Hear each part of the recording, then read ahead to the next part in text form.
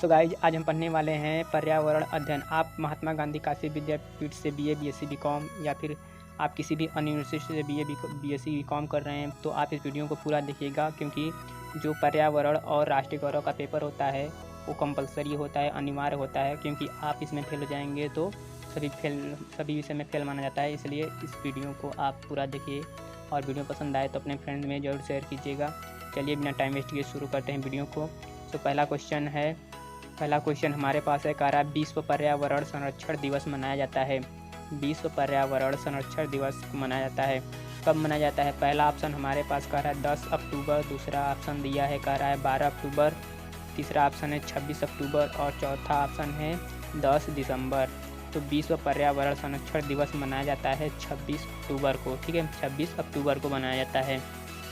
आपको वीडियो पसंद आए तो अपने सभी फ्रेंड में शेयर कीजिए और चैनल को सब्सक्राइब कीजिए, वीडियो को शेयर कीजिए और कमेंट ज़रूर कीजिएगा, क्योंकि आप कहाँ से देख रहे हैं वीडियो को कमेंट ज़रूर कीजिएगा। तो अगला क्वेश्चन पर ध्यान देते हैं। तो देखिए दूसरा क्वेश्चन कर रहा है, सुंदरवन राष्ट्रीय उद्यान कहाँ स्थित है या कहाँ स्थित है? ठीक है, स्थित कहाँ है? तो सुंदरवन राष्ट्रीय उद्यान स्थित है, पहला ऑप्शन है असम, दूसरा पश्चिम बंगाल, तीसरा ऑप्शन कर रहा है राजस्थान, चौथा ऑप्शन कर रहा है मेघालय। तो सुंदरवन राष्ट्रीय उद्यान जो स्थित है वो पश्चिम बंगाल में स्थित है, दूसरा ऑप्शन सही है। आप इस वीडियो को पूरा देखिए और अपने फ्रेंड में भी शेयर कीजिए। 2-3 बार आप इस वीडियो को देखेंगे तो पूरा वीडियो जो क्वेश्चन है वीडियो का आपको ईजिली याद हो जाएगा। चलिए अगला क्वेश्चन देखा जाता है।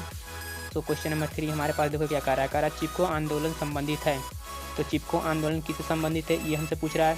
तो पहला ऑप्शन कह रहा है जल प्रदूषण से, दूसरा ऑप्शन कह रहा है पेड़ की कटाई से, तीसरा ऑप्शन कह रहा है मृदा प्रदूषण से और चौथा ऑप्शन कह रहा है वायु प्रदूषण से। जो चिपको आंदोलन है वो पेड़ की कटाई से संबंधित है। ठीक है, पहला क्वेश्चन देखते हैं, क्वेश्चन नंबर 4। तो क्वेश्चन नंबर 4 देखो हमारे क्या कह रहा है हमारे पास। क्वेश्चन नंबर 4 देखो कह रहा है ओजोन परत को मापा जाता है, किससे नापा जाता है? पहला ऑप्शन डोप्सन स्पेक्ट्रोमीटर और दूसरा ऑप्शन कह रहा है हमारे पास फोटोमीटर, तीसरा ऑप्शन कह रहा है प्रकाश वर्ष से और यहाँ पर चौथा ऑप्शन कह रहा है इनमें से कोई नहीं।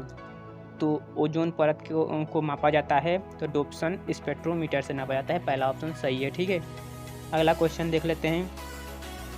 आप इस वीडियो को देखिए और अपने फ्रेंड में जरूर शेयर कर लीजिए। अगर पसंद आए तो नहीं आए तो फिर लाइक डिसलाइक जो हो कर देना। ठीक है, चलिए आगे क्वेश्चन देखते हैं। क्वेश्चन नंबर 5, मिट्टी का लाल रंग किसके ऑक्साइड की उपस्थिति के कारण होता है? मिट्टी का लाल रंग किसके ऑक्साइड की उपस्थिति से होता है? ये क्वेश्चन ध्यान से पढ़ लो ना। ठीक है, तो पहला ऑप्शन है निकेल, दूसरा लोहा और तीसरा नाइट्रोजन, चौथा ऑप्शन है सल्फर। तो अगर आप लोहे को मिट्टी में रख देंगे तो मिट्टी लाल टाइप हो जाता है ना, थोड़ा जंग लगा रहता है लोहा, तो क्योंकि जंग लग जाएगा तो ये लोहा वाला ऑप्शन सही है। ठीक है, दूसरा ऑप्शन लोहा सही है। अगला देख लेते हैं क्वेश्चन नंबर 6 कह रहा है हमारे पास हवा प्राकृतिक संसाधन है। पहला कह रहा है भीतरी, दूसरा कह रहा है बाहरी, तीसरा मध्य स्तरीय, चौथा उपयुक्त सभी या इनमें से सब। तो इनमें से सब नहीं है, ये तो पहले ही गलत। तो जो हवा प्राकृतिक संसाधन है वो बाहरी है। ठीक है, बाहरी वाला ऑप्शन सही है। अगला क्वेश्चन देख लेते हैं। अगला क्वेश्चन नंबर 7 यहाँ पर देखो क्या कर रहा है, पृथ्वी का वह भाग जिसमें रेत, चट्टान, मिट्टी आदि आते हैं उसे कहा जाता है।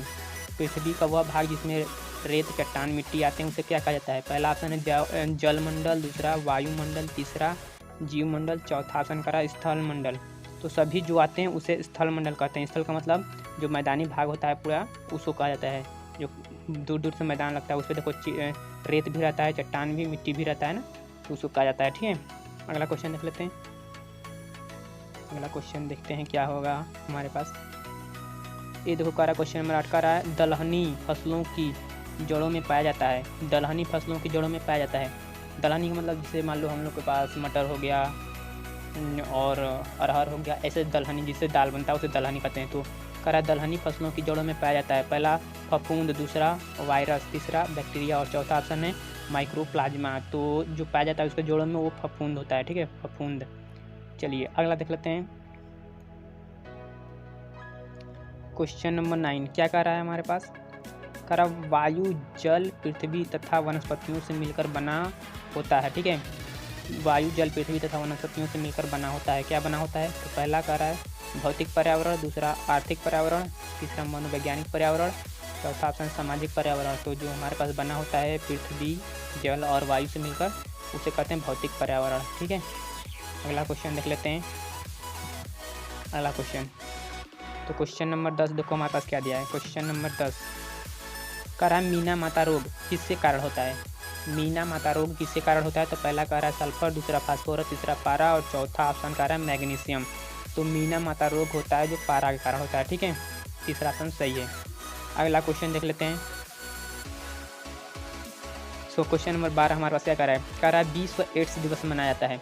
तो विश्व एड्स दिवस कब मनाया जाता है, तो पहला ऑप्शन कह रहा है 4 दिसंबर, दूसरा 5 दिसंबर, तीसरा 10 दिसंबर और चौथा ऑप्शन जो दिया है कह रहा है 1 दिसंबर। तो वो जो हमें विश्व एड्स दिवस मनाया जाता है वो 1 दिसंबर को मनाया जाता है। ठीक है, अगला देखते हैं। अगला क्वेश्चन, क्वेश्चन नंबर 13 कह रहा है घासी मैदान जहाँ कुछ पेड़ कहीं कहीं पर हों कहलाता है।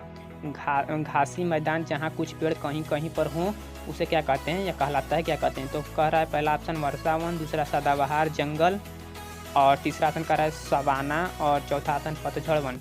तो देखो कहीं कहीं जो पाया जाए गाँव में जो रहते हैं उन्हें वो सब जानते होंगे कि जो कभी कभी कहीं कहीं पेड़ रहते हैं और बीच में हरे मैदान रहता है, खेत खलिहान रहता है, उसे क्या कहते हैं गाँव में कहते हैं सिवान। ठीक है, सिवान कहते हैं, बट यहाँ पर शुद्ध भाषा में सवाना कहते हैं। ठीक है, यहाँ पर तो ये तीसरा ऑप्शन सही है, सवाना। ठीक है, आगे देख लेते हैं।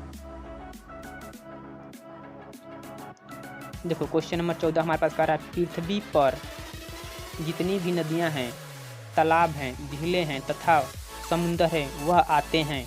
पृथ्वी पर जितनी नदियाँ हैं, तालाब है, झीलें हैं और समुंदर है वो आते हैं। देखो पहला ऑप्शन कह रहा है जीव मंडल में आते हैं कि जल मंडल में आते हैं कि स्थल मंडल में आते हैं कि वायुमंडल में आते हैं।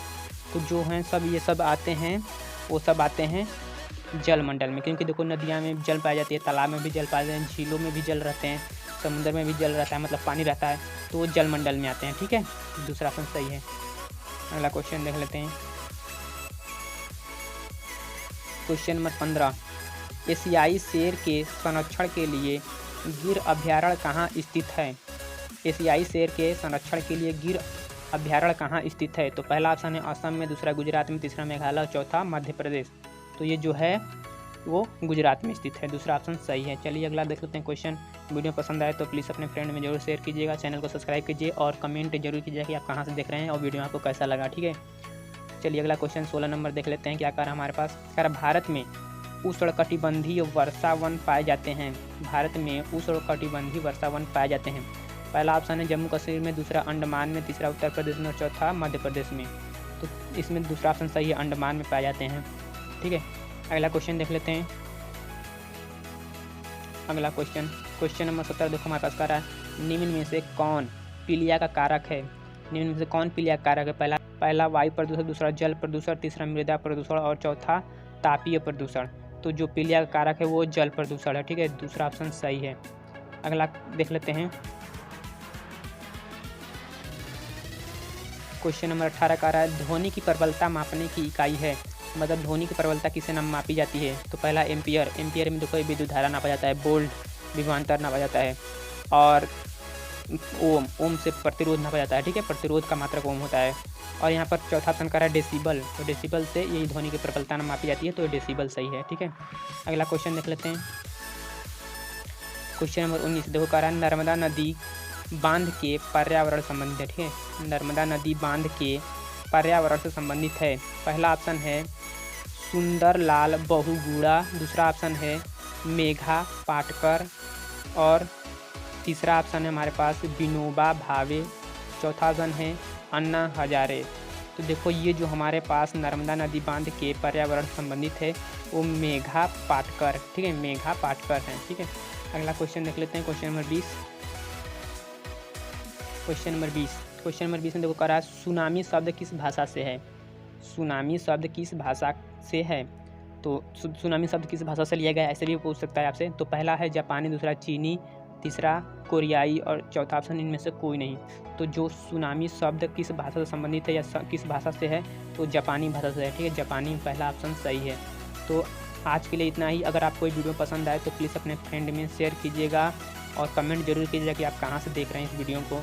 हम आपके लिए ऐसे वीडियो बनाते रहेंगे। सो प्लीज़ वीडियो को शेयर कीजिएगा अपने फ्रेंड्स में, लाइक शेयर। नेक्स्ट वीडियो में मिलते हैं। So thank you.